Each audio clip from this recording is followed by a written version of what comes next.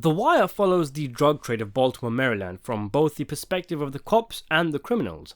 The show expertly crafts its principal characters as fully fleshed out and multifaceted, with there being very few characters we can simply call good or bad.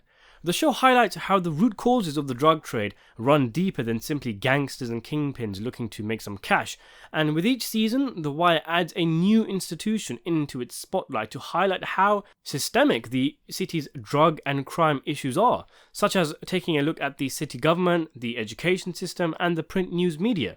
As fans of the show know, The Wire is incredibly detailed and always seems to contain something new you missed upon rewatches. There's so much detail in the show, so many hidden Easter eggs, so many butterfly effects, a lot of symbolism, imagery, mirroring, allegories, and so much more.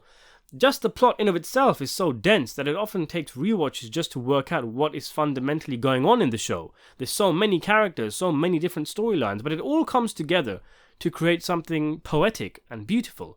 As one character says, all the pieces matter. I've covered many of the intricate and hidden details of the show on my channel, in both my normal videos and especially my YouTube shorts, so be sure to check them out and subscribe to the channel for more. Some of these details include the chess symbolism in the death of Bodhi, the fact that the only cop ever to fire a gun in the show is Presbeluski, and that one of the dock workers from Season 2, Johnny 50, is one of the homeless people in Season 5.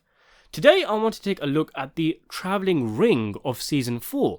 If you remember, the character Old-Faced later Proposition Joe entices Omar to rob a card game that Marlo is taking part in, one where he actually wins after many attempts at trying. His joy, however, is immediately cut short when Omar bursts in and robs the game. Omar finds himself arrested by Officer Walker. Walker has proven himself to be a degenerate cop and perhaps the most unlikable character in the show, compounded by the fact that he takes the ring off Omar before having him thrown in the van. Then we see the boys of Summer set Walker up, messing with his car and then throwing paint all over him. Before they throw the paint, however, Michael seizes on the opportunity to snatch the ring off Walker.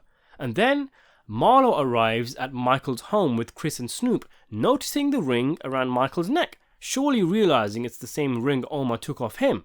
Instead of launching himself at Michael, screeching "My precious," he questions where Michael got it, to which he replies, "Took it from a nigga." Which is pretty much what every character in this chain did. Michael asks Marlo if he wants it, but he tells him to keep it, and as far as I can remember, this is the last time the ring is ever brought up.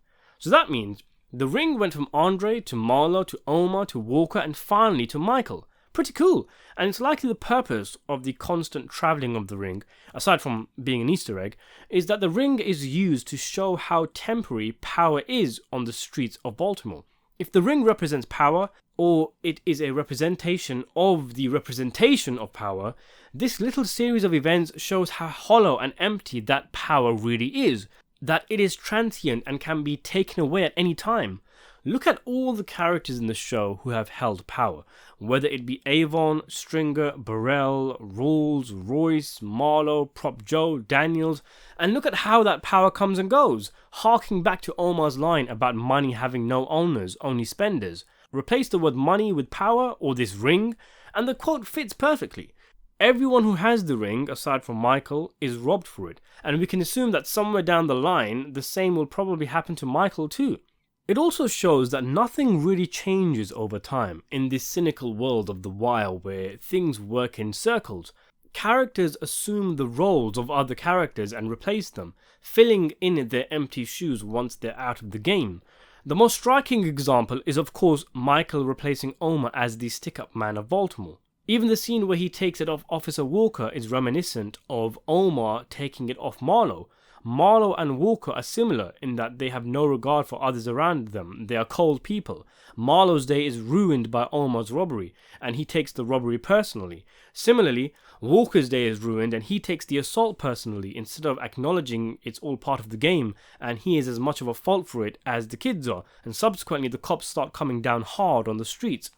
Power dynamics shift so rapidly in the show. The crown is only worn briefly before someone else comes and takes the king's place. You can go from being a player to being played. All in the game, yo. It could also be a call out to Frank Sobotka's line from Season 2 where he says, "We used to make shit, build shit, now we just put our hand in the next guy's pocket."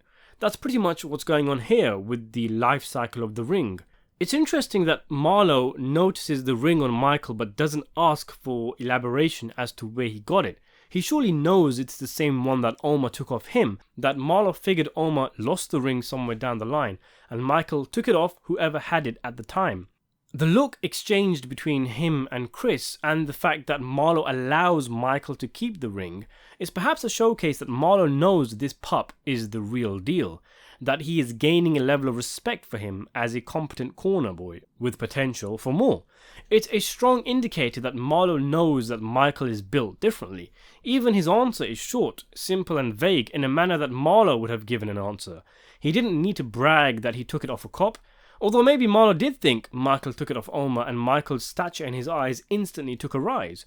Michael also chose to wear the ring around his neck instead of flash it around on his hand. He offered it to Marlo, showing it had no sentimental value for him. When to Marlo, ironically, the ring represents his entire beef with Omar. Perhaps if we go for the idea that Marlo does think the ring was taken off Omar, this helps build the myth of Michael, that word goes around that he got the drop on Omar, and it's one of the many things that people are not quite sure are true or not true about him. Just like how there are many legends about Omar, whether he really did jump out of that building, whether he really did have commando squads with him, and the numerous rumours as to how he died. And even a man like Marlo is buying into Mike's legend, not quite knowing where this boy's seeding is, just how good he can get, which ironically leads him to put out a hit on him in season 5 when he thinks he might be snitching. Another mistake from Marlo thinking Michael did something he didn't. He was always asking too many questions, as Snoop says. He was too different. In other words, he was a leader in of himself, a potential eventual challenger to Marlo in the long term. So I thought you might find this interesting. The ring, which goes through dealers and kingpins and robbers and police and even school kids. What do you make of the ring? Let me know in the comments below. Subscribe to the channel and thanks for watching.